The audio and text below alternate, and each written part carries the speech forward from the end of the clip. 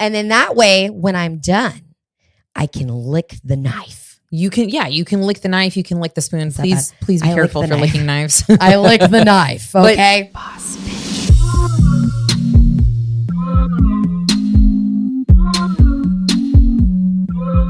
Boss bitch.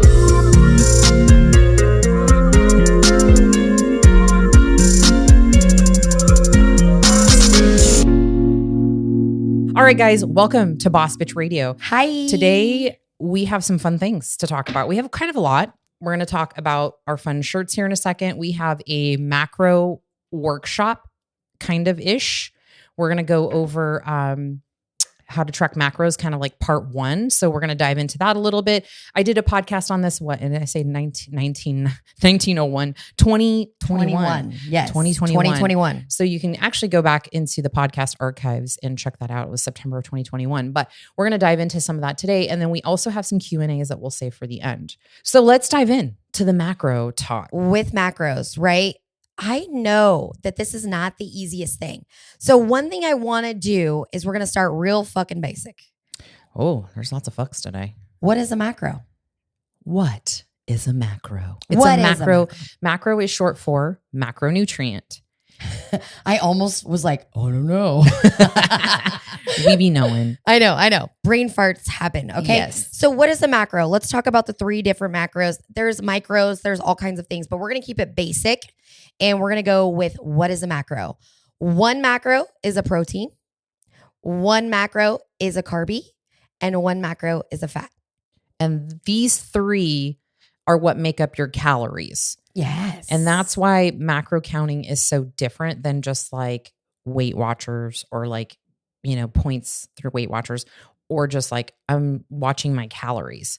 Because at the end of the day, your macros are going to dictate what your body looks like. Okay. So that's what's important. That's why making sure that you have appropriate macros for your goals is important when you are doing anything related to like health and fitness in terms of like your journey with that. If you care, if you don't care, great, just eat whatever the fuck you want. But if you want your body to change and you want to change the shape of your body, 1, you got to be training right. And 2, you got to be eating right. And those 2 together make a happy little body that you love. Let's be honest. If you are here, you guys are interested in like looking a certain type of way. And I hate saying it and we hate doing it, but toned. Yes. Technically toned is going to happen through macros. Okay. So I'm going to get a little mathy real quick. If I mess it up, help me. Mm-hmm. Okay.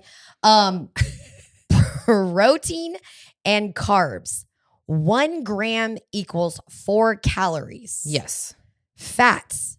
1 gram equals 9 calories. So if you are eating a high fat diet, your calories are going to add up real fast, i.e. keto.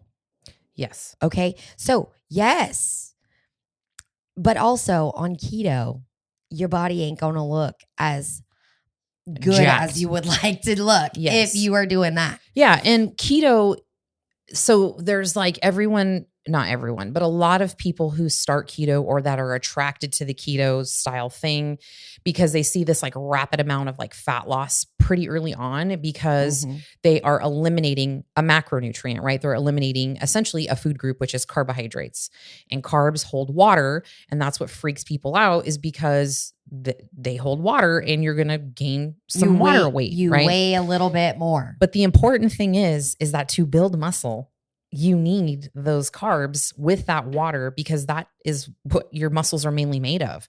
So that's why it's important for you to make sure that your balance of macros is appropriate for your goals. If changing the shape of your body or even honestly like strength training and just getting stronger, having the appropriate macro ratio is so important. How many times have we been in the studio training clients and it's the usual repeat offenders and we love you guys, but they're like, oh, I'm so weak today. I'm so tired. I'm so this, I'm so that. And our first question, what'd you eat today? What did you eat today? And if you're a 5 a.m.er, what did you eat last night? Or what did you eat this morning before you came in? Yeah. So keto is attractive in the sense that like, yes, you see a rapid loss of weight, but the other flip side of that coin, it does not matter what you do with keto. Like, let's just say you're like, yeah, I'm keto and you want to lose weight.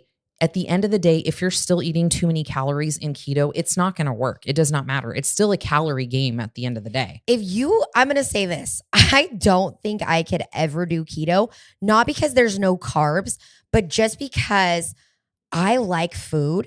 And with fats, you're going to get less food with more calories. Yes. So let's give him an example. So if I said, okay, Amanda, I need you to hit 1,600 calories and it's going to just be a little bit of protein because with keto, the important thing is that you go into what's called ketosis. Right. And you pee on the sticks and all that stuff to make sure that you hit ketosis. Well, the problem is if your protein is too high, that will kick you out of ketosis too. So you have to bring your protein down, your carbs almost non-existent, and then your fat is really high. So with 1,600 calories of just fat and a tiny bit of protein, that's really not going to be a lot of food. Now, I will say on the plus side of the keto wagon, dietary fat tends to keep you fuller longer. Yes. But if you do it the right way, there's only a handful of fats that you can really work with. Now, if you're trying to do bacon and butter and half and half and all that shit, I'll see you when you have heart disease. My breakfast, if I ate like that, my breakfast would be 1,600 calories. Yeah. So that's why we're saying and I would still be hungry. You can do keto all you want, but if you're not in a calorie deficit and you're not like tracking and making sure, you'll see probably a little bit of weight loss just because of the nature of there being no carbs, and you'll lose that initial little bit of water weight that everyone loses when they start a diet, really. But then anything sustainable after that, if you're not tracking, you're just kind of eating, just all over the fucking place and eating whatever fat you can get your hands on, you're not going to lose fat after all. So important macros, yes, tracking and being aware of that is important if you're really wanting to get diligent about changing the shape of your body. I'm going to say one thing too. So like if you are like, okay, I really want to learn about macros, you need to take a little bit of initiative and you need to learn about it. Okay. It's not going to just like show up in your brain. You're not going to just learn how to do macros with just like hopes and dreams. Okay. It doesn't work that way. All right. So next thing we want to do is kind of like figure out what are your macros? What will your macros be? This is going to be very person specific. If you are somebody that has been on 1,200 calories for a long time, this is going to be a little bit difficult for yourself, your coach, whoever, to kind of like reverse you out of that. All right. But more or less, let's go on the protein side. Okay. Because protein is always going to be one of your most important macros if you are trying to change the shape of your body to look toned. We're not saying the word is wrong. We're just saying that that's not really a thing, right? You're going to look leaner. You're going to look muscular. You're going to look more shapely. You're just going to have more muscle, like density, more mass. Okay. So everybody's macros are going to be different. Okay. If we're going to like give you just some sort of like a little bit of an idea of where to start, with protein, what we usually say, depending on who you are, especially if you were most of the women that come to us, they're literally like eating like 40 grams of protein a day. And I'm like, baby, no, let's not do that. Okay. So not if you're weight training. So I think it's very important to at least make this announcement that we're speaking very specifically to women who are weight training. Okay. Because if you're just, if you're doing like Pilates or whatever, it is also going to benefit you for a higher protein diet. But we tend to program our clients with a little more protein because of what we do. Right. Well, I was going to give like a very big gap. I interrupted you. Yes. I'm going to give a very big gap of this because like, if I'm talking to like general population as to what she's saying, protein should be roughly like 0.5 to 1 gram per body weight. Per pound of body weight. There you go. That's the one I was looking for. Yeah. So, 0.5 is definitely something for somebody that's like, I don't know, like doing Pilates, not doing the big heavy lifts, or, maybe you're one of those people that are only eating 40 grams of protein a day. Now, we don't want to be like, okay, Mrs. Jones, you're eating 40 grams of protein as of yesterday. Now I want you to eat 150 grams. Yeah. So Mrs. starting Jones low. is gonna not be happy about that. Yeah. But okay? even though like we have that range, so like 0.5 to 1 times your current body weight, right? So when we get new clients that are starting like our nutrition coaching or even at the studio, and let's just say Mrs. Jones comes in, she's starting, she's training. She's like, I've never done weights before and I want to start and I'm going 3 times a week. Okay. And then she signs on board with, one of the diet coaches and we start working with her and we see that she's eating 40 grams of protein. Even though we know we want to get her to 1 gram, we're not going to give her this crazy goal because she's going to fail and it's going to get frustrating and she's going to give up. And then we're going to be back to square one and she's not going to see results. So we can give her some small wins by programming her protein lower and then coaching her week by week. Okay, great. This is what went right. This is what we're going to do next week to get that number up and give them some tools for that. So it's super important to start modest. One thing that I'm going to say right now, if you are somebody that's like, okay, I want to start learning macros, I want to start tracking macros, all I want you to do is track your food. I don't care what tracker you use, track what you're eating, figure out what your serving sizes are, because that is going to be a huge eye opener to you as to how many calories you're getting in, because we hear it all the time. I eat pretty good. I like absolutely hate when people tell me that. She said it.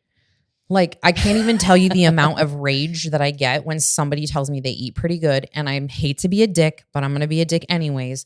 When I'm standing in front of a client who I'm like, Mrs. Jones is, deconditioned, hasn't worked out, maybe is 50 pounds overweight in terms of like a healthy body weight range. I'm not even saying like to be a jacked, shredded competitor or any of that shit, like just to be healthy. And they tell me, well, I hardly eat and or I eat pretty good. I'm like, bullshit. Bullshit. Right? Yeah. Like I just, it's the truth. Like, I'm sorry, there's no fucking possible way that you are telling me that you eat once a day and it's very minimal, or you just eat like a couple things and you eat pretty good and you're 50 to plus pounds overweight. I don't believe that at all. Yeah. Sorry. Yeah. It just doesn't make sense with science. Okay. Obviously. Exactly. If you are, overweight or higher in weight than you would like to be, you're basically eating more calories than you are burning throughout the day. Okay. So with my girls, actually with anybody who comes into the studio and they're like, I'm kind of interested in nutrition, I'm like, okay, listen, I dare you to try and track for 3 days. I don't even give a shit what you eat. You could eat Pop-Tarts and shit all day. I don't care. Track it. See what happens. See where your calories are. Because you're going to be like, oh, well, I don't really eat breakfast. I have like a Nutri-Grain bar for lunch. And then little do you know, you're basically probably going buck wild for dinner. Usually. Yeah, usually. Right. Or you're just like, oh, well, I just had a little bit of this, but unfortunately, I didn't realize that I ate a gallon of ice cream. I think it's good for everybody who is interested in either one, getting healthier, improving their health, or two, is trying to like really tackle some body goals to track for a few days so they have that awareness, right? Because so many times, I worked in a medical office for 10 years before I became a fitness person, a personal trainer. Fitnessy people? And I can't tell you how many times that like I would walk into the break room, right? Because we had drug reps that were always bringing in Krispy Kreme donuts. They were bringing in sub sandwiches or things like that where there was chips and cookies and things all the time. And I would just be snacking on shit all day long. And I couldn't figure out why I was, 170 pounds and like felt miserable and just no energy and all this and I was like, I don't eat very much. What's going on?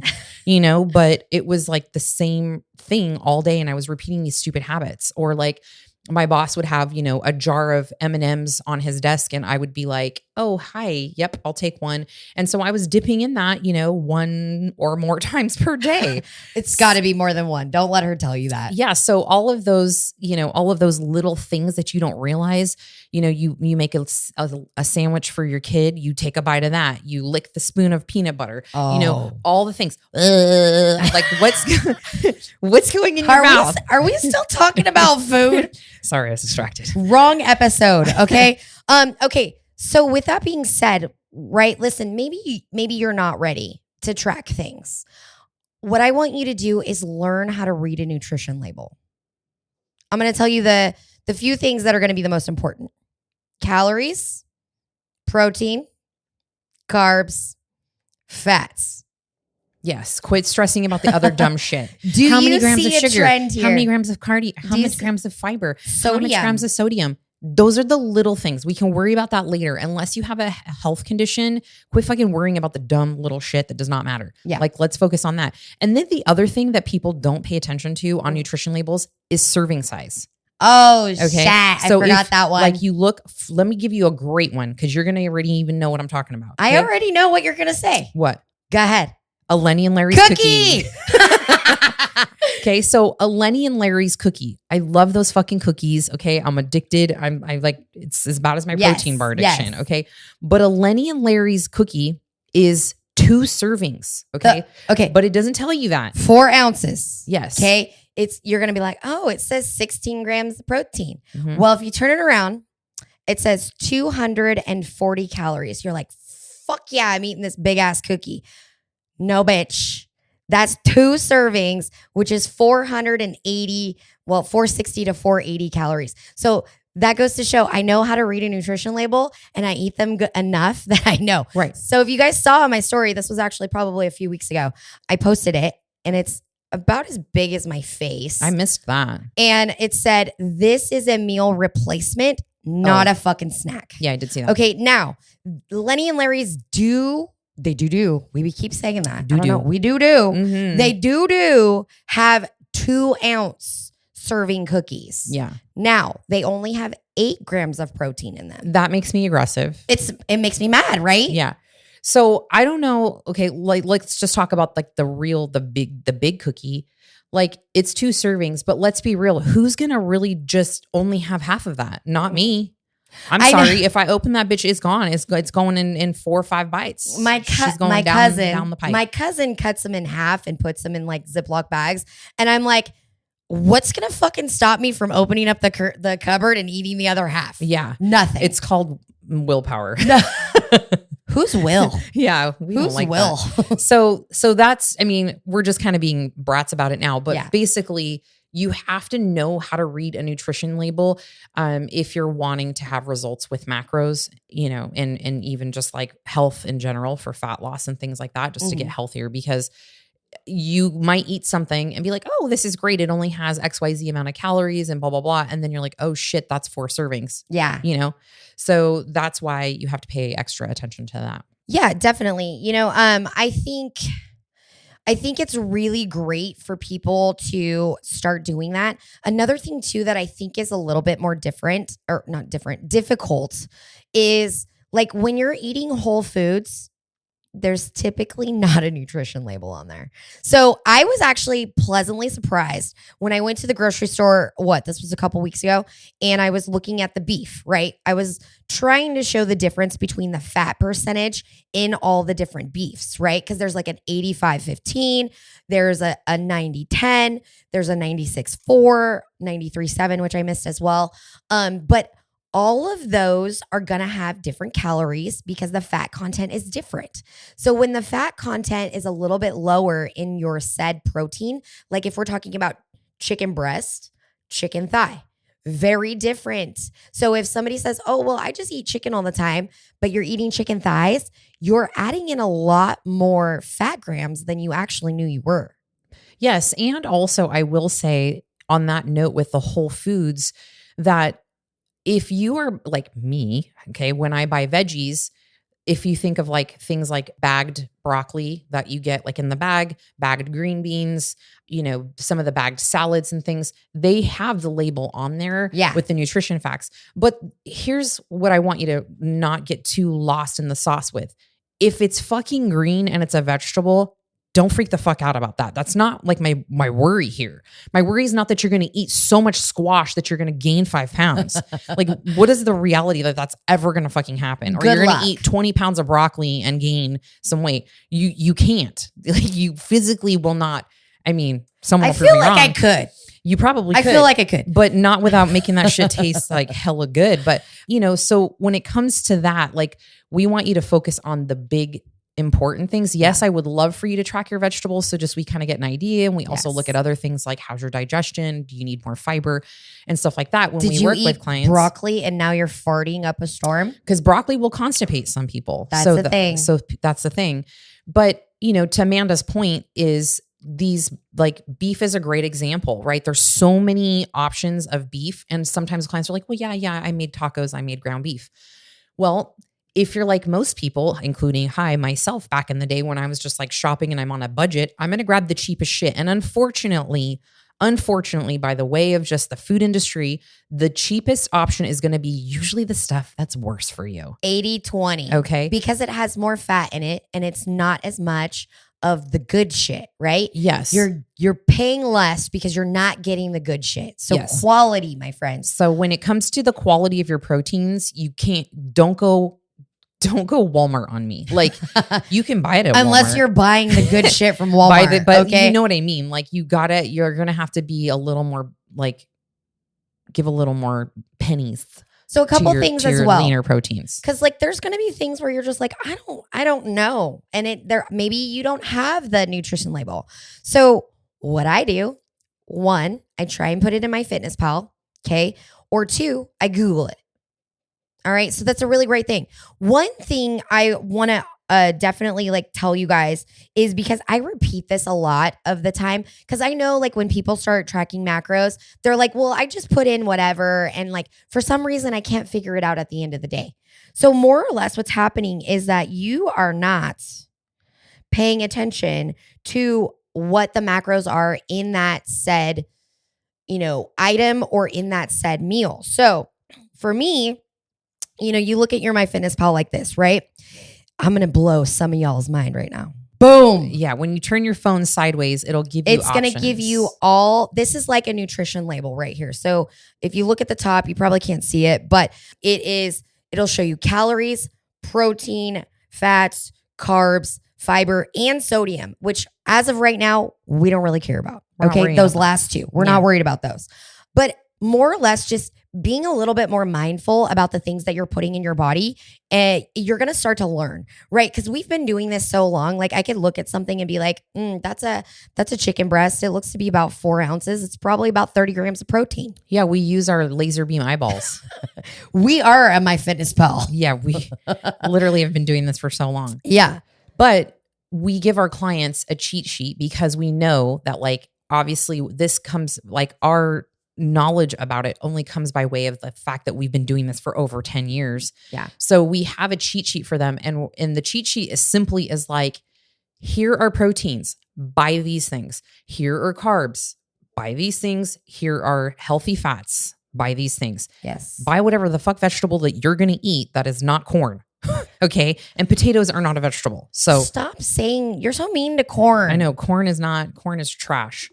So we will give them like a cheat sheet. So that way they're like, oh, okay. Because I've done these workshops in person. You've been there. Yep. Right. Where we have like, 30 people at the studio and I'm giving this whole macro thing and we're like working on it and we're just getting really tactile with it. And I ask a lot of questions and it's more of like just to have conversation. And I'm like, okay, let's name off some proteins. Mm-hmm. Right. And then people just start boop, boop, boop, boop, boop. And then it's like peanut butter, beans. Yeah. And I'm like, okay, peanut butter has some protein, but that is not the macronutrient that is dominant in peanut butter. Percentage of fat in peanut butter overrules the percentage of protein that is in that actual item. Okay. And that's with all nut butters, FYI, for the people out there. Sorry to like burst your bubble. And then, let's see. butter, Fat. butter, nut butter. Yes. Oh, I see what you're saying here. Okay, yes. now you get it? Yes, okay, we're playing a kindergarten game. Put the two words together. Yeah. So another thing too is like with me and my cheat sheets that I send in, like it says, it's got those 3 that are just those things that live in that certain category, right? But there's also some foods like we're talking about, like nut butters and things like that live in both categories. We call those crossover macros or crossover foods. Oh, I didn't know they were crossovers. They cross over, into another category, another division. So you're going to have foods that are going to have proteins and fats. You're going to have foods that are going to have protein and carbs. You're going to have foods that are going to have fats and carbs. You need to know that. So when I have my ladies, I love my little cheat sheet. It's fucking amazing. But I think it's a really great thing. I say in my thing, screenshot it, save it to your favorites, because you never know when you're going to need to have to swap something for another thing. And if you're not sure where it needs to be or what item it's in, it's going to give you an idea so you can at least be a little bit close on where you're at. Because you don't want to like, oh, well, I want protein, so I'm just going to take my chicken and I'm going to swap it out for some almond butter. Yeah, no. It doesn't work that way. I wish. Oh, man, I would live on that. But I think when you're first getting started, because, we're kind of bebopping all over the place. We are. Is if you can focus on whatever your protein needs need to be, and then also hitting your calories, you're going to be in a really great starting spot, and just let the carbs and the fat fall where they will. Because at the end of the day, if you're entering everything in and you're just still working to hit your calorie goal, then you're still going to be in that either calorie deficit, or if you're working at maintenance or whatever your goals are, you're still going to hit that. But at least we can focus on the primary macronutrient, which is protein, as a priority. So you're reaping the benefits of the protein macronutrients for your physique goals. Yeah. So basically what you want to do is just start logging, maybe give yourself a little bit of like, listen to us because we talk about it a lot, and just start learning a little bit more about macros. Take time to log your foods right now. Do a little bit more research to kind of see where your foods are. I'll tell you right now, you're going to be like, oh, I am definitely not getting enough protein in. In reality, for me, when I have my ladies start, I usually want them to be somewhere within 100 grams. That is like where I want to have them, because that is like just going to be the starting spot. Okay. Another thing too, if you are trying to like get a little bit more nitty gritty into this, we're going to start pre-planning some meals. Mm-hmm. Yeah. Yeah. And I think that comes, when you have a little bit of practice and you can get your like bearings on with like what you're doing and, using the app and whatnot. Oh, no, you don't like that idea? Let's be honest. You went to the grocery store, right? Me? Everybody. Oh, yeah. I'm like, I don't go to the grocery store. What did you buy? What do I buy when I go to the grocery store? What did somebody buy? Like, you're basically meal planning already. Oh, yeah. So you're already going to be planning out your meals. So it just makes it easier for sure. But, getting super granular with like, I'm eating 4 meals a day and like, boom, boom, boom, this is what it's going to be. Like, yes, plan your meals, like plan your grocery shopping really more than anything. So that way you're like shopping off of a list and like, okay, I have these foods and like, this is what I'm going to be eating for the week or whatever next few days. It's incredibly helpful and it's going to keep you on track. Right. And so then what happens is you're going to create a meal. So what I usually do, what I tell people is don't get super crazy. I know somebody's going to be like, I don't fucking like eating leftovers. I hear that all the time. And I'm like, okay, well, can you be somewhere to be able to make your food every day? They just DoorDash everything. Okay, put that shit in your macros. Yeah. Okay. And the thing with like things like DoorDash and Uber Eats and, Postmates or whatever you're using for like food, if you don't want to cook your food, that's still not an excuse to eat like an asshole. One of my clients, you transformed my body. Protein was the secret. It sure was. Secret weapon. That's right, girl. Yeah. See, it works. Okay. Also before you get started, next thing, because you said like learn about macros. Yeah. And like, oh yeah, just as a resource, there's an abundance of resources, but not just us. But I did cover it in a 3-part workshop, which is going to be different than like now because this was in 2021, but still very relative to the conversation. Episodes 44, 45, and 46 are a 3-part macro workshop series that I did before this one was my sidekick on the podcast. So there's a lot there to really, I mean, those are probably my top most listened to podcasts still to this date. So make sure to check them out if you want more. I think deets. that goes to show, take a little bit of time to kind of learn something. You can't just go into something being like, okay, well, I want to lose weight. Okay, well, how are you going to do that? You need a plan. You need a little bit of a plan. Okay, so if we're like, say you've got, let's go super basic, right? You're going to start with 100 grams of protein. You're going to stay within 1,600 calories. Okay, friends? Basically, what's going to happen is you're going to take your 100 grams of protein. You're going to have 4 meals a day. You're going to have 25 grams of protein per meal. So easy, super easy math. Everybody listening who is not tracking macros, females likely more than men probably they're going to need more. But let's just say you're like, I just want to get started. Don't make me go do a calculator. Don't make me go do math. Okay. 100 grams is a perfect place to start, a perfect foundation. And what she said, break that up into 4 meals. Let's give some quick examples. You can get a protein shake really quickly for 20 to 25 grams. You can find a good one. Chicken, 4 ounces of chicken. Okay. Next chicken. meal. Boneless, skinless chicken breast, or else you're going to be bleeding into your fats. Right. Okay, friends? Don't fry that shit, okay? Oh, I like that. Do that again. Don't fry it unless it's the air fryer with a little bit of pan spray or something like that. But yes. Okay. A third meal, you could do extra lean ground beef and have tacos. With a couple corn tortillas. And then your fourth thing, guess what? It doesn't even really need to be a meal. It could be a Greek yogurt. Oh, right. So there's 100 grams, give or take, right? Within reason there's your 100 grams of protein. Or let's say you don't want to do a protein shake. You do some scrambled eggs, 2 eggs, and maybe like a half a cup of egg whites. Yeah. Okay. That's one thing that I'm going to talk about right now. I've got some new ladies and they're like, okay, well, I'm eating eggs. And I'm like, great. You can eat a whole egg. But if you're looking at that, right, I could be off a little bit. Okay, my brain, I don't eat whole eggs a lot. I think they're like 9 grams of protein in an egg, but it's also 6 grams of fat. Yes, that's about right. It's pretty 70 close. to 90 calories. It's pretty close. Yeah. Okay, so basically what's happening is you're only getting in so many grams of protein with that egg. So that's why we add in egg whites. This is also a really good tip if you're like, listen here, Coach Glitter, I ain't eating the egg whites. It makes me want to gag. Add in a whole egg. Nobody's saying that you can't do that. Or I have a better hack for you because my youngest son, like, he has to eat egg whites. And I have egg beaters. Yes. It's egg beaters it's are egg another whites, thing. and they're like colored and they just trick your mind. And they don't taste like egg whites for some reason. And you can get the fancy ones that have like the bell peppers and shit in them too. Oh, okay. Yeah, okay. It's actually pretty good. Western flavor or some shit, Southwest. So like, since we're kind of talking about like how we're going to split things up, now, obviously my math is going to be a little bit different here because rule of thumb with a meal, okay? This is where your pre-planning kind of comes in.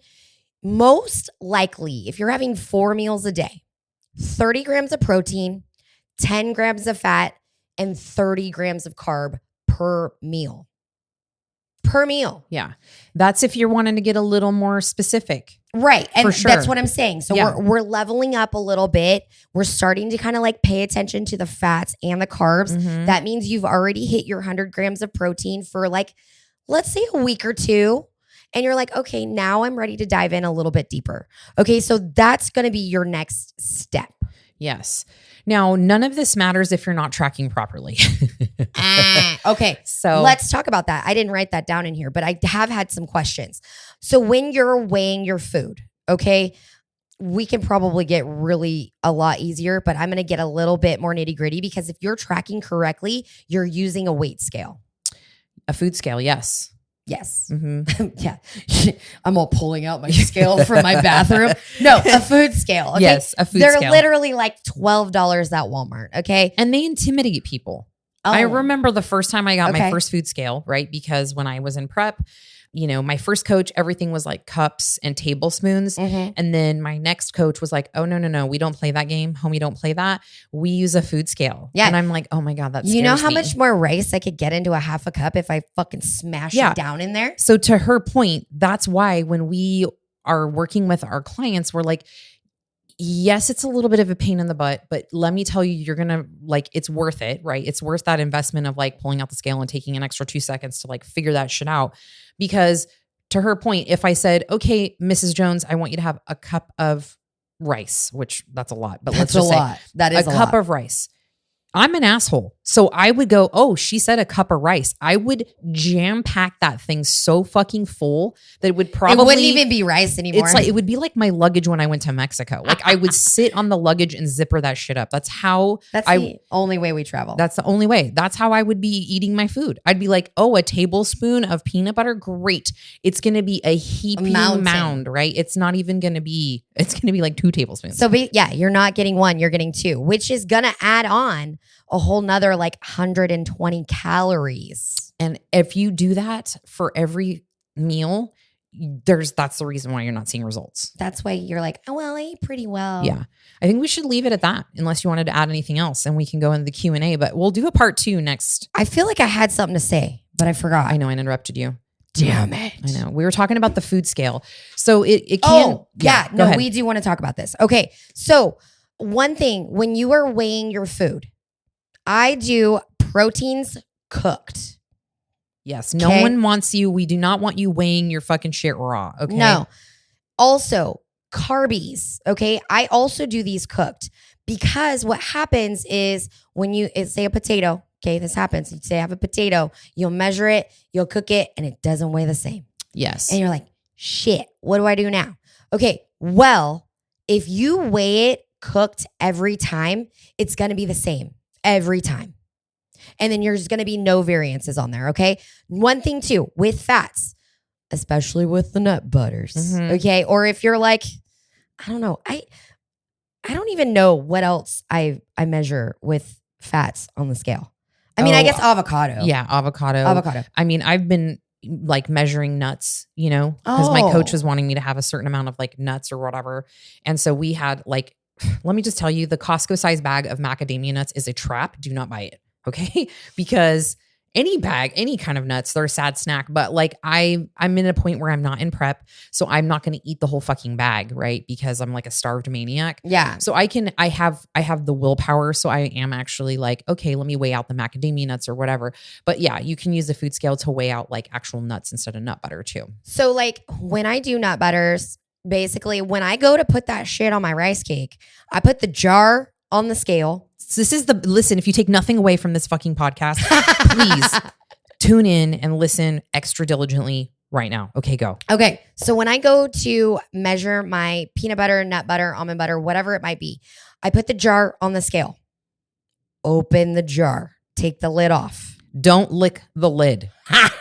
I really wanted to do that yesterday. I'm just telling you because I've done that before. Because it looks so good. But what you're going to do is you're going to turn on the scale. Guess what? That shit's going to say 0.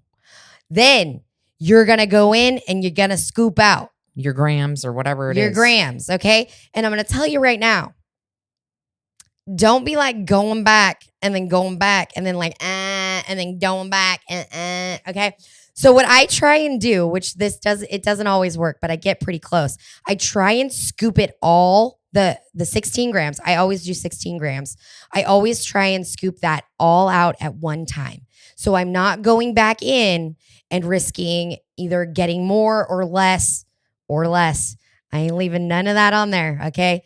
And then that way, when I'm done, I can lick the knife. You can lick the knife. You can lick the spoon. Please be careful if you're licking knives. I lick the knife, okay? But essentially, you can lick the knife because everything is measured and it's coming off on the knife or the spoon. Versus if you do it the opposite way, then it's just not as accurate. Yeah, so when you scoop when it's not on there, and then you drop, and then you scoop and you drop, whatever's on the spoon or the knife, you did not measure. Yes. Okay. Another thing too is I know that everybody's like, the scale is so annoying, blah, blah, blah. Listen, bitch, You got to scoop that shit on your fucking plate anyways. Oh, yeah. Using the food scale. Okay. Put your plate on the food scale, zero it out, dump your protein on there, zero it out, dump your carb on there, zero it out. And if you're getting real fucking nitty gritty, put your veggies on there and then do it that way. There you go. There you have it, folks. Pop that shit in the microwave or on your little, and that's your air good. fryer. Is that what you're talking about? Air fry. Well, you do it on the stove. Yeah, I do. I'm old school. I hate the fucking microwave. Yeah, I'll tell you right now, you guys, if you're like, I really fucking hate leftover food, put it in the air fryer. Even if it's meal prep, you've already had it's leftovers, put it in the air fryer or put it in a saute pan, an egg pan, heat it up that way, and it feels like it's much fresher. That's why I do it. That's because I hate microwave food. I just don't like chicken reheated. It tastes weird and gamey and in the microwave. Yeah. And then same thing with like beef. It just has like a weird taste. I don't like it. So I will either do it in the air fryer. I will literally just, even ground beef, I just fucking toss everything in there. Beef, rice, veggies, boom, spray it a little bit, salt, shut it, walk away. And then it's like, and then when you smell it, it's done. Set it and forget it. Do you remember that infomercial? I totally do. What is it? The Ronco something? Yeah, the food electric dehydrator. That's it. Okay. That was it. Are we ready to move into Q&A or are you still ranting over No, here? I'm good. Let's go. Okay. We can save this other stuff. All right, for the we're going to next move into one. Q&A. So if you were one that contributed a question, thank you very much. This first question is how to control binge eating on a deficit. I don't have any off-limit foods, but I like large portions. Okay. So basically that's going to mean that you need to have, if you are going to do large portions, you need to have less meals and make them bigger. However, since you're having less meals, you're going to be more hungry in between. So that's going to take a little bit more willpower. Also, maybe your deficit is a little too heavy. Those are some things to consider. I would say if you are binge eating, then and no foods are off, you don't have any off-limit foods, you might want to consider what are your trigger foods. If there are certain foods that you have in your house that trigger you to binge, or when you are feeling in this like ravenous state and you're like, oh, I'm going to binge and eat my face off, there's foods that are worse to have around. And so I generally will say like eliminate those. But, you know, the thing is that a lot of people don't like to hear, and I have to tell my athletes this, right? Especially because on our nutrition check-in form, there is a question that asks, how is your HEC? How is your HEC? And HEC stands for hunger, energy, cravings. If you're in prep, hunger, I mean, every week, I'm hungry. You're going to have to get comfortable with being hungry. Yes. We are in a society now where the second we're hungry, we just like, I need something. And like we can just and then it comes to the door. And then it comes to the door by a fun little door dasher, right? Yeah. So if you are in a true deficit, at some point, you are going to experience hunger. Yeah. Now, there are things to mitigate that. Like she said, you know, eating bigger meals. This one says they like large portions. Oh, yeah. Bigger meals, less meals, but bigger ones.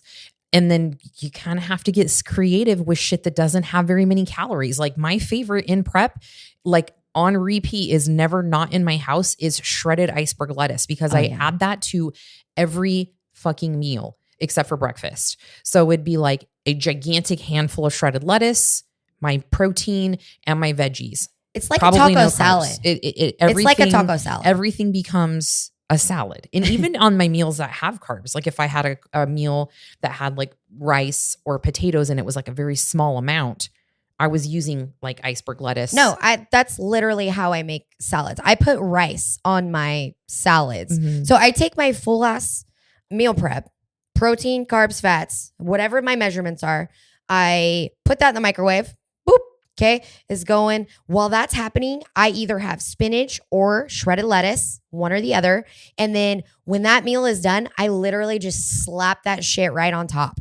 There's nothing else. Okay. Well, that's not true. If I have like some sort of a sauce, which obviously, you know, you need to make sure that your sauce is approved or low calorie. Okay. Don't be putting ranch on that shit, because ranch lives in the fat category. Mm-hmm. It sure does. Okay. We're going to keep the topic on food things for a second. Yeah. Let's do that. So bottled protein shakes versus protein powders, does it make a difference? Yes and no. So the reason why I say yes, it matters. I will say yes, it matters if you are in a contest prep or you're like, trying to be a bodybuilder or like you're trying to get really serious about your body shape goals, because the bottled protein shakes don't always have the best ingredients. There's a lot of stuff in there, especially because you have to think they're making them to live on a shelf, right? So there are a lot of like processy things in there, and a lot of the pre-made protein shakes are not, they're usually whey or like a whey casein sometimes. And, the protein powders, while you can get like a whey protein, you can get a casein protein, you can get an isolate, which is going to be less fat, less carbs, less crap in it, and it's lower in calories. And so that's what I generally try to steer my clients towards, and you will overall feel better. I don't know about you, but when I eat drink those pre-made protein drinks or whatever the fuck, my stomach does not like that. Listen, I can't even have whey, you guys. Like, look, what's that? What is this? Yeah, it affects this little friend. It affects you differently. So I can't even fucking have whey. So there is one that is at Costco that is a vegan.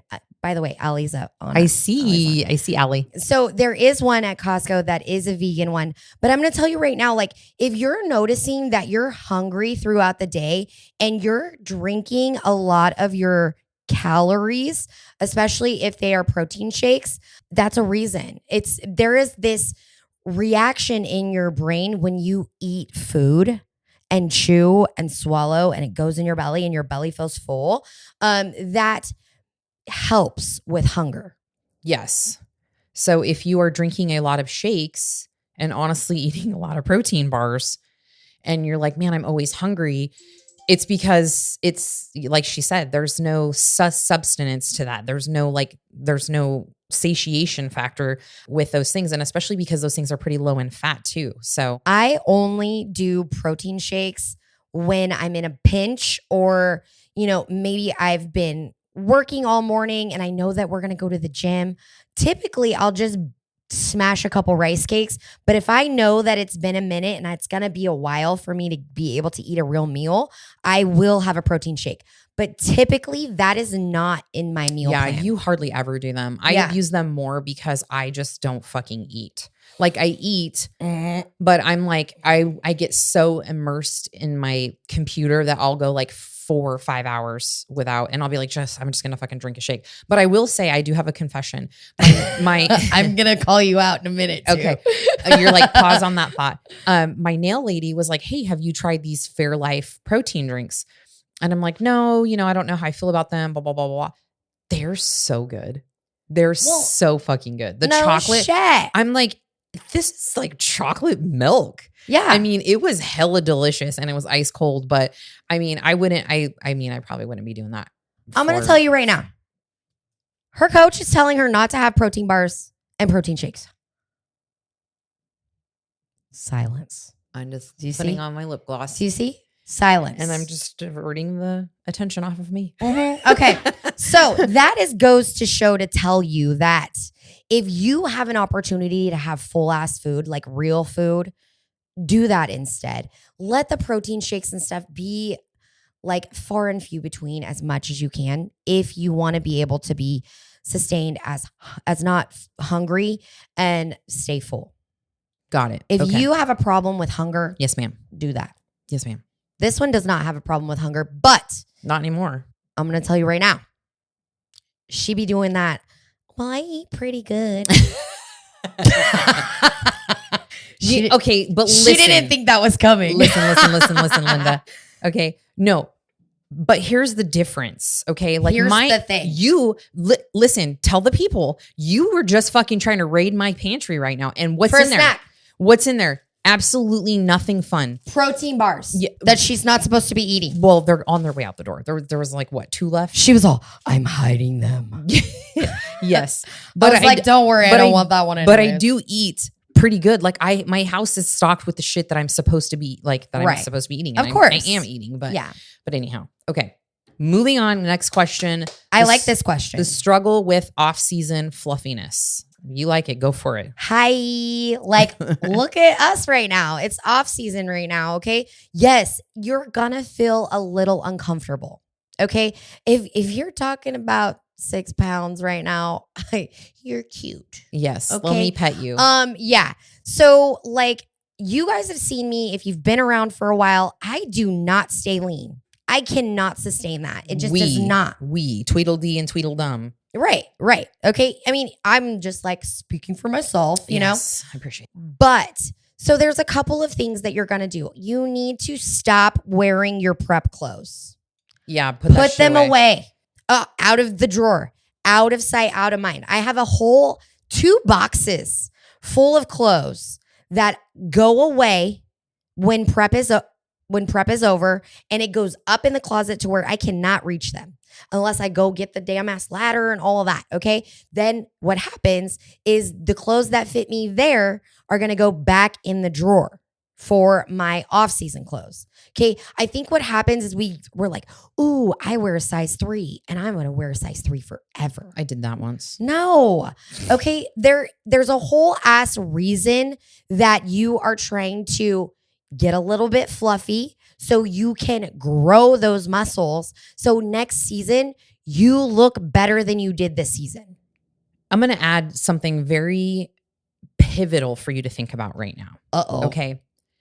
When you are glamorizing, glorifying, and putting people on a pedestal who are pros that look like that year round or in magazines, that is their job. Yeah. Okay. That is their motherfucking job. That is what they do. That is how they make money, especially if they're doing modeling or they're in magazines and they always have a 6-pack and you're buying like Shape or whatever it is. Now, there's a small percentage of those people that are genetic freaks that walk around pretty lean all the time, but it's not a lot of them. Okay. So keep that in mind when you are comparing your body to, which you shouldn't be doing anyways, but in the off season, and you're comparing your body to the girls that are competing, the pros, the Olympians, the girls that are going to the Arnold, all these IFBBs that are like doing 10 shows a year or whatever.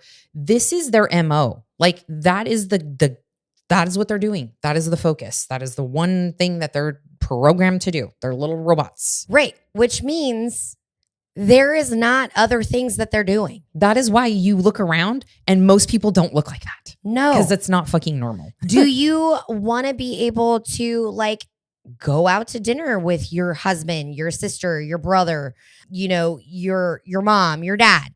Like typically that's what you need to use your fluffiness off season for. Be a real person. Stop really like trying to glamorize that and be like, I want to be shredded all year.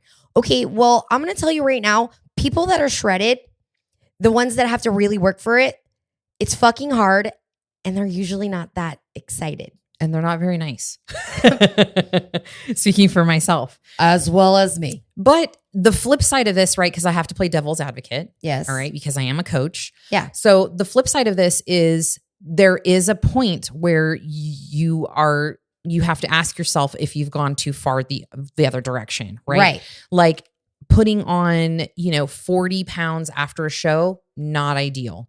30 pounds, not ideal. 20 pounds in the first month? No. So there is a point where you should be working with your coach in strategizing that. And I will say that every season when I have a batch of athletes, right? Like I have a batch of them right now. We're in like the peak of like everybody's getting ready for shows.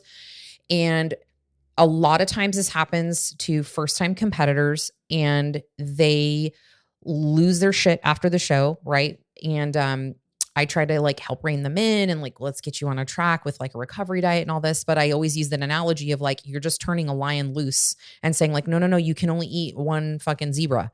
Okay. You can't have 3. So it's like, it's hard to manage that, right? Because you have this insatiable hunger, but you have to be realistic and stay with your coach. Even if your check-ins are trash for like, I'm going to tell you right now, if you do your first show and you go real lean, you get really lean, you're really hungry and you try to come out of it and you're trying to be good and reverse diet, it is going to probably feel like a shit show for 8 weeks. Oh yeah. 8 weeks. Like that is the trend. That is pretty normal unless you have another show coming up like relatively soon. But 8 weeks, it's like a recalibrating of like my identity as an athlete to now my identity is like not an athlete. And that can be very disorienting and nerve-wracking for people. So you have to be patient with that. And I say like, you should probably keep your coach for as long as it took you to prep to like get you out of the prep at least, because that is also a process that needs like guidance and reassurance and monitoring. I think another thing that happens post-show is that you're not as busy because you're not in the gym for like 3 hours a day anymore. And so you're just kind of like, what am I doing? Yeah. Like, who am I? What do I do with my life? Yes. You know, because like typically, bodybuilding is a hobby. If you get on stage and you do this weeks after weeks, it's definitely, it turns into a hobby. It turns into your lifestyle. But then when that's over, what do you do? I think staying with your coach is a really great thing. I think also, being realistic about finding ways to fill the time that you're not going to be in the gym is another way to really kind of help rein that in. One thing this one always says is do not go on vacation right after prep. That's the stupidest thing you could possibly do. Well, it really is. Like you I have know. to think about that. And most, I have a lot of clients that do this. They're like, oh, I booked an all-inclusive 7 days, like 2 days after my show. And I'm like, good luck with that. You're going to look cute for about a day. And then the next day you're going to look like you're 3 months pregnant. The main reason is because you are in such a highly depleted state and you are like a dry sponge. And so then you go into a 7-day all-inclusive, all you can eat, all you can drink, alcohol, beverages, all that shit. Then you're going to do what you're supposed to be doing on a trip like that, right? You're going to partake. Mhm. But the problem is you're probably going to partake in double of what you normally would because you're like because you can. a fucking lion let out of the zoo, right? And then you're going to gain fat. Like there's no muscle being put on there. That's fat. Right. There's some water and things like that because of sodium and all that. But that's why I'm like, do not plan a vacation. Like give yourself like at least 2 to 3 months after. I have a question. How do you talk to a client who compares you to a past coach? Quote unquote, she said I do better on fats. Okay. I'm trying to decipher that. I'm trying to decode that. Like, so say a client comes to you and she's like, okay, I'm your new client. She's like, well, I had a coach before and she always said that I did better on fats. So I want you to give me more fats. I'm open to that. I'm not opposed to that. In fact, I've had some clients where we have played around with that. My thing, because I don't think like any one way works specifically like, nope, this is the only way, So I have had clients and we experiment with it. My only caveat to that is I am not going to experiment with that in a like condensed prep situation. So if you're going to work with me for a bit and like we have maybe like a show on the horizon at the end of the year or something like that, and we have time to experiment with if indeed that is the truth, then I will do that. And I have done that with some clients. In fact, some of them that were like, hey, I have to bring my macronutrients down protein wise and carb wise because like some health things. Right. And so we did play around with that. And so one of my clients actually competed on a very high fat diet. But again, I don't see anything wrong with that, but you just have to be prepared that that's like an experimentation process that you like working, with a new coach, they're going to want to like. I would like a little bit more context behind that. For sure. Like why? Why do we think this? But I also think like our check-in process with our clients is actually pretty brilliant in the sense that we ask very specific, poignant questions like, how is your hunger, energy, and cravings? And if I put you on a high-fat diet because you said you work better that way, and you're like, oh, well, my energy is really terrible. My training in the gym is awful. I feel so weak, blah, blah, blah. I'm going to say, well, okay, Mrs. Jones, well, let's think about that. You're eating 50 grams of carbs and like 80 grams of fat or whatever. Like this is probably why. So we should let's second guess this. Change things around a little bit. So that would be another thing. Actually, I had a question in the studio today because, obviously, our studio is for every woman. Okay. We do not just train competitors. However, what is kind of like a byproduct of being in the studio is they start to love lifting. Then they roll into the nutrition and then they're like, wow, I'm really fucking good at this, kind of. Maybe I do want to get on stage. Not a lot of the time do the girls come in just saying they want to do a show. Yeah, very Not rarely. a lot of the time. So this woman, older lady in her late 40s, maybe 50s. Hey, I'm 45 I almost. said older. I did not say old. I'm going to be that person that now gets offended when people say that. No, I'm just kidding. More mature. Okay, there okay. we go. Mind you, by the way, we have a mature woman in our studio. She is 71 years old. Super proud She's of a that. badass. Anyways, so what I was getting at is she asked today, like, the reason I tell you, like, she's an older lady, she just started with us. It's only like her third or fourth day, but everybody's like talking about prep. We're talking about food, all of that. And she goes, how long does it take for somebody to prep for a show? Yeah. What'd you say? I said, It depends. it depends. I said, if you want to talk about me in particular, I dieted for 1.5 years before my prep. Mm-hmm. I dieted. Let's give that a little context. I dieted down. We upped my calories. I dieted down. We upped my calories. And then it was ready for prep. Mm-hmm. So it's a process, but no two people are the same. No, I had a lot of weight that I needed to lose. I had a fairly great amount of muscle that I had started with because I had already been lifting. Weightlifting has always been kind of a thing ever since I started in the beginning of, my weight loss journey. And the weightlifting part is the fun part for me. So the muscle was there. More or less what we needed to do was dial in my nutrition. So we needed to kind of like diet me down so we could see what was under there. And then we needed to up those calories so I can like grow some more. And then we dieted me down again and then upped those calories so I had enough calories in to be able to go into a prep scenario. And that's why we do that. We do mini cuts and things like that for people that have, they have a long journey ahead of them. And it's not ideal or like realistic and sustainable to be in a deficit for an entire year, even if you have 50, 100 pounds to lose. Like, who's going to want to do that for a year, right? You need a little bit of a break metabolically and psychologically. You know, like everything looks great on paper. And I like laugh when some of these coaches, and I'm not a man hater, but the ones that I see are typically men where they're like, you're fat, you need to keep dieting, blah, blah, blah, blah, blah, blah. And I'm like, clearly that's not working. So how about we try a gentle and more different approach where we know that you need to lose 100 pounds and you're going to diet for a while, but we're not going to diet all the way through. That doesn't mean we're going to stop and you're going to go like, oh, fuck it, and I'm just going to eat whatever the fuck I want. But we're going to give you like the bowling bumpers. Like, this is what we're doing. We're staying within these lanes because we have to do these and do it in phases. And that's why it works. I also believe that's the beauty of ditch deprivation. Yes. And to that, we're going to end this podcast because it's already been an hour. Oh, shoot. And we are opening up ditch deprivation again coming soon. And so we are going to be doing a workshop. I can't even make words. It's been a minute. You're so excited about I'm this. very excited because we haven't done it for a minute. And the last time we did it, we had like almost 200 people that enrolled in the workshop. Right. It's a free workshop. We'll go over 10 things that you want to stop doing when you're trying to lose weight. So Glitter will be on there. Coach Ish the Beast will be on there. Coach Monica will be on there. I will be on there. It'll be a Zoom workshop, and we're going to go over like 10 things that we see quite often. I'm sure we've reiterated them at some point in the podcast, but we're going to cover them all in that workshop, kind of give you some client testimonials and like, show some different cases of different clients and things that we've done. And then at the end, give you the opportunity for interest to enroll in ditch deprivation too. But we're going to be doing that on Sunday, March 19th at 10 a.m. So I'm going to link that up in the show notes. So make sure you enroll for that.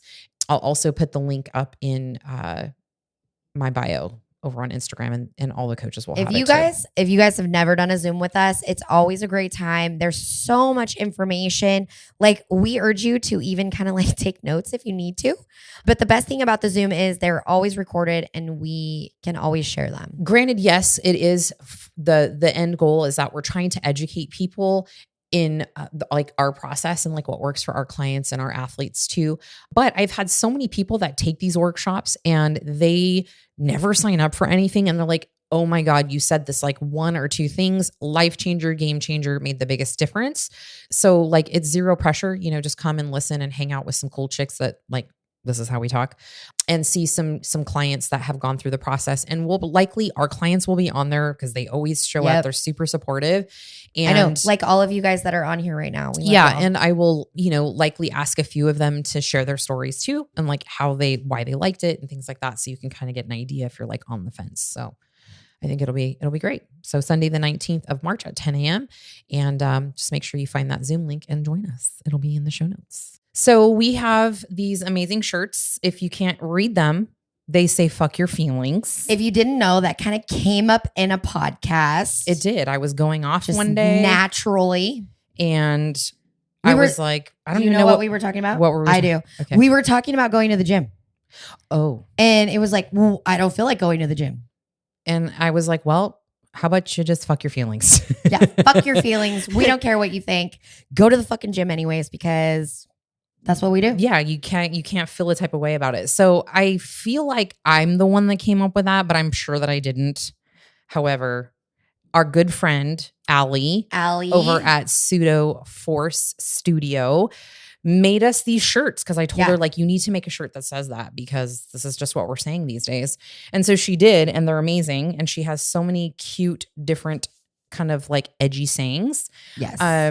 And what is the other one that I have? It's like, you did not wake up to be a weak ass bitch. Yes. I love that one. Yeah. And then Allie is so cute. She posts these amazing stories every day. So if you guys don't follow her, go and follow Allie Ruby. Yeah. Right. So I'll link her up in the show notes, but it's pseudoforcestudio.com. She makes these custom little notes when you do orders as well, and she writes them out. They're cute as shit. If you guys want to go on there and find some stuff, use BossBitch for 15% off because we love her. She's awesome. And she's, small business. She's like, she just quit. She kind of like quit her job and like she's doing this shit full time. I know how that feels. Yeah. So we're super supporting her cause, and she's just she gets us. She's she's our people. Yes, she's our people. She's our people. So if you have a problem with the word fuck, you're not our people. You should be. Just don't be surprised when you go over there. Okay. I would assume that if you guys had a problem with fuck, you probably wouldn't be here. So yeah. So there's that. And we like we're repping because, it's a thing. Perfect. All right, friends. That's it. Bye. Bye. BossBitch. Thank you for listening to BossBitch Radio. It would mean the world to me if you could rate and review the podcast.